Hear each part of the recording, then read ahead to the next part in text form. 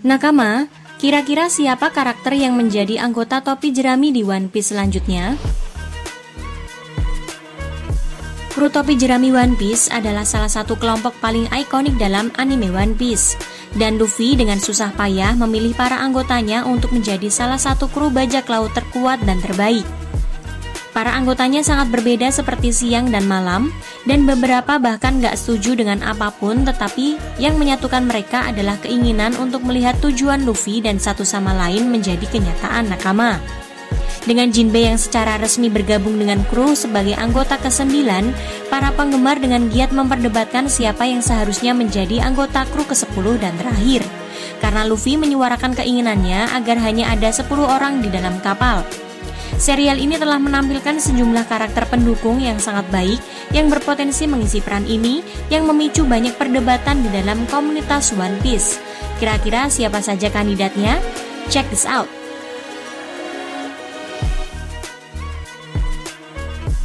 Di peringkat ke-10 ada Foxfire Kinemon yang sudah berlayar bersama para kru. Pemimpin Akazaya 9 ini adalah orang yang paling kecil kemungkinannya untuk bergabung, tapi dia memenuhi semua persyaratan untuk topi jerami. Selama Arc Panghazard dan Dressrosa, dia berada di kapal Tausan Sunny bersama anggota kelompok lainnya bersama Momonosuke. Kinemon bergaul dengan baik dengan anggota lainnya, terutama Chopper dan Usopp yang memiliki kecintaan yang sama terhadap robot. Dia sangat bisa diandalkan, dengan dorongan dan kemauan yang kuat untuk mendukungnya. Kinemon kemungkinan gak akan bergabung karena dia membangun kembali Wano bersama Momonosuke dan berusaha untuk membuka perbatasan sesuai dengan keinginan mendiang mentornya yaitu Oden.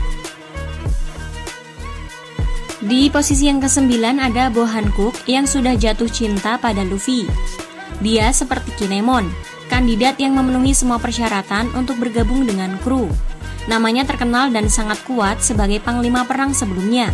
Kemampuan buah iblisnya sangat mematikan, dan dia adalah seorang ahli haki.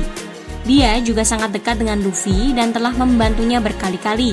Tapi dia nggak yakin bagaimana dia akan bergaul dengan kru yang didominasi oleh para pria. Dia juga memiliki sebuah pulau yang harus dipertahankan dan kru yang besar untuk dipimpin, membuatnya menjadi pilihan yang nggak biasa nakama. Di posisi yang ke-8 ada Sabo yang sangat cocok dengan kru. Sabo adalah pesaing yang jelas karena dia adalah kakak Luffy. Sikapnya yang santai dan menyenangkan akan membuatnya cepat beradaptasi ke dalam kru dan dia pasti akan cocok dengan Brook dan Zoro. Dia sudah kuat sebagai komandan tertinggi tentara revolusioner, tetapi menerima buah merah-merah milik Ace di Arc Dressrosa membuatnya semakin kuat. Dia memiliki karakter, kekuatan, dan pengaruh untuk bergabung dan tujuannya untuk menggulingkan Blackbeard dan pemerintah dunia mirip dengan Luffy. Di peringkat selanjutnya ada Carrot yang sudah disukai kru.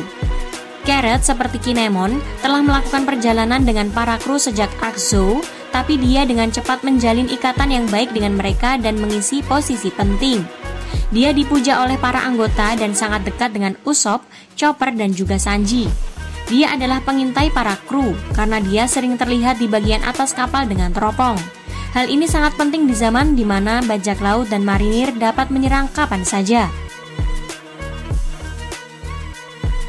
Di posisi yang ke-6 ada Vivi yang dapat bergabung kapanpun dia mau. Selama Arc Alabasta, Luffy menyatakan kepada Vivi bahwa dia dapat bergabung kapanpun dia mau, membuatnya menjadi kandidat yang paling mungkin tapi bukan yang terhebat. Para kru memujanya dan sikapnya yang ceria akan sangat cocok. Dia juga seorang putri dan ikatan yang menyertai pangkatnya terutama di pemerintahan dunia akan sangat penting nakama. Yang paling penting, dia akan bergabung dengan teman tetapnya, bebek peliharaannya yaitu Karu. Satu-satunya kelemahan dari bergabungnya dia adalah dia sangat lemah. Di posisi yang kelima ada Koby. Koby adalah seorang komandan angkatan laut dan keputusannya untuk bergabung dengan kapal bajak laut setelah disiksa oleh bajak laut saat masih kecil tampak gak rasional. Tetapi ada alasan yang masuk akal untuk itu. Pertama dan terutama, dia mengenal Luffy dan prinsip-prinsipnya. Dia menyadari bahwa dia bukanlah bajak laut biasa yang menjarah dan Luffy bahkan pernah menyelamatkannya. Jadi, Koby gak akan keberatan menjadi bajak laut jika itu berarti bergabung dengan topi jerami. Lanjut di posisi yang keempat ada Bon Clay yang memiliki kualitas nomor 1 dalam diri seorang anggota. Semua anggota kru telah menunjukkan komitmen mereka kepada Luffy dan kru, tetapi hanya setelah bergabung dengan topi jerami. Bon Clay di sisi lain mempertaruhkan karir dan kehidupannya 2 kali untuk memungkinkan Luffy melarikan diri, sekali di Ark Alabasta dan sekali lagi di Impel Down saat Luffy ingin melarikan diri untuk menyelamatkan Ace. Dedikasinya yang gak tergoyahkan dan ganas terhadap Luffy membuatnya menjadi pilihan yang jelas, dan sikapnya yang sombong dan berlebihan akan cepat membuatnya menjadi favorit para penggemar. Lanjut di posisi yang ketiga ada Trafalgar Law, pernah bersekutu dengan Luffy. Law adalah anggota Worst Generation yang paling berbeda karena dia sangat kuat dan pintar. Tapi krunya, meskipun memiliki dedikasi yang tinggi, menahannya dalam hal kekuatan. Law akan menjadi tambahan yang bagus untuk topi jerami karena sebelumnya dia pernah bekerja sama dengan Luffy untuk mengalahkan Kaido dan Doflamingo. Keahliannya sebagai dokter dan otaknya sebagai ahli taktik akan menjadi tambahan yang sangat baik untuk bajak laut.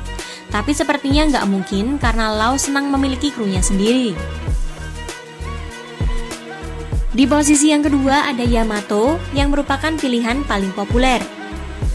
Yamato adalah pilihan favorit penggemar untuk anggota terakhir dan dengan alasan yang bagus. Dia sangat kuat dan mampu menghentikan Kaido dalam bentuknya yang paling kuat hingga Luffy tiba. Dia sangat menyenangkan untuk berada di sekitar dan dengan cepat berteman dengan para kru. Meskipun tumbuh di antara bajak laut yang jahat, Yamato memiliki hati yang penuh kasih dan akan membantu semua orang. Karena panutannya yaitu Kozuki Oden juga menjelajahi lautan, maka dia akan menjelajah lautan juga. Dan di posisi yang pertama ada Marco yang bila bergabung akan memberikan dampak terbesar. Marco, mantan perwira bajak laut Whitebeard, telah membantu Luffy dalam beberapa kesempatan, terutama dalam Arc Wano ketika dia menghadapi Big Mom. Kehadirannya akan lebih bermanfaat bagi para kru daripada siapapun dalam daftar ini. Keuntungan utamanya adalah mereka akan memiliki salah satu karakter paling kuat dari seri ini. Nah, gimana nih menurut kalian? Siapa yang kira-kira pantas? Sampaikan di kolom komentar ya nakama. See ya!